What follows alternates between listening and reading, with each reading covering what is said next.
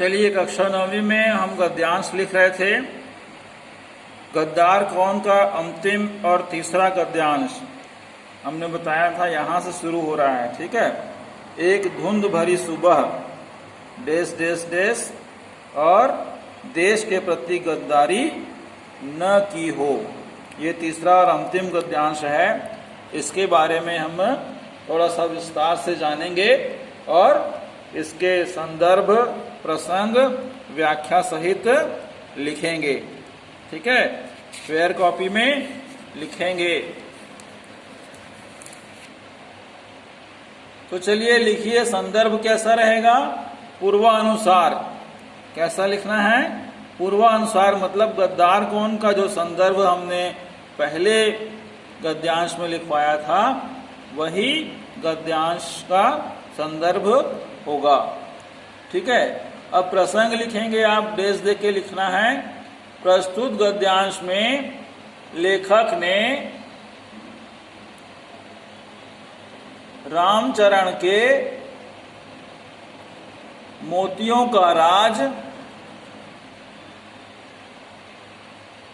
राजा राजेंद्र शाह को बतलाने का मार्मिक चित्रण किया गया है।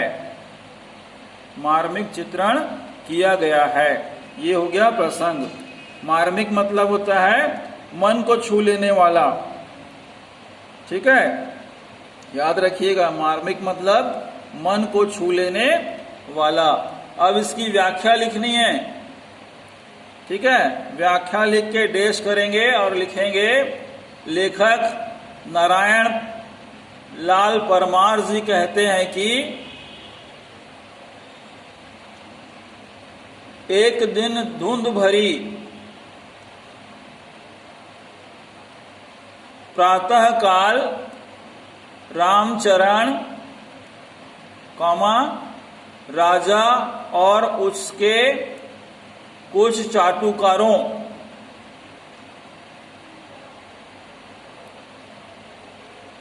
ब्रैकेट में लिखेंगे मुसाहिब,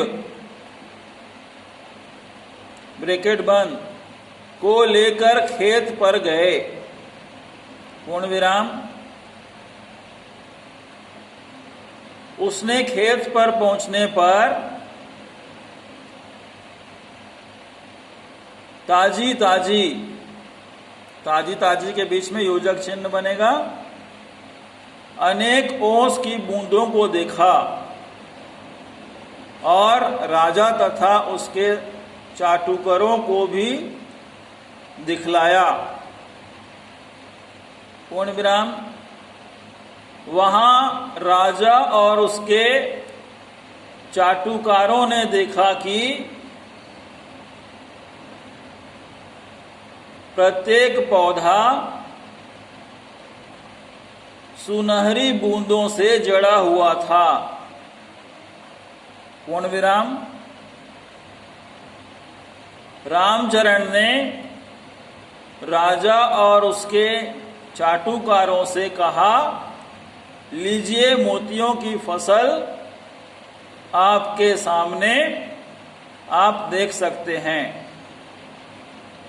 ठीक है, पूर्ण विराम।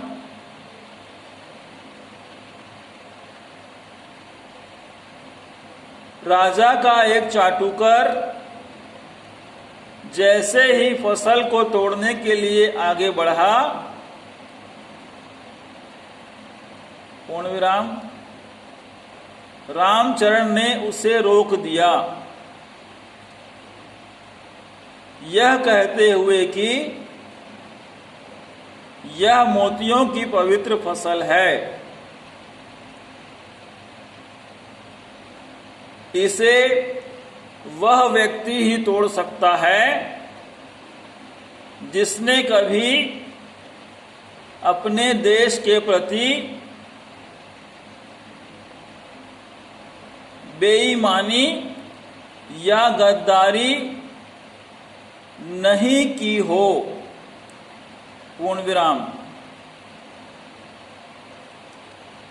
राजा और उसके सभी साथी चाटुकार सकते में आ गए।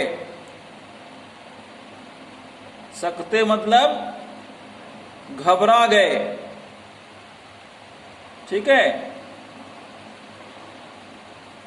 सकते में आ गए, उन्होंने विचार किया कि, उन्होंने मतलब रामचरण के अलावा वहां पर जो सभी लोग थे, उन्होंने विचार किया कि हमने तो देश के साथ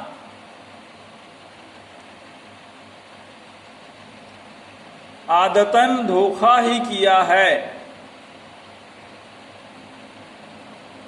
इसलिए हमें इनको छूने का अधिकार नहीं है। इस प्रकार किसी ने भी फसल को हाथ नहीं लगाया।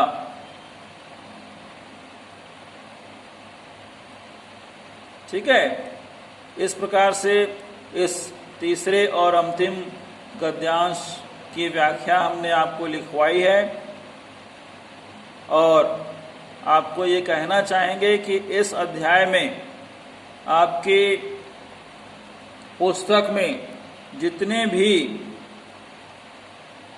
शब्दार्थ लिखे हैं उसे आप इस गद्यांश के बाद बारीकी से देखते हुए अपने कॉपी में लिखेंगे।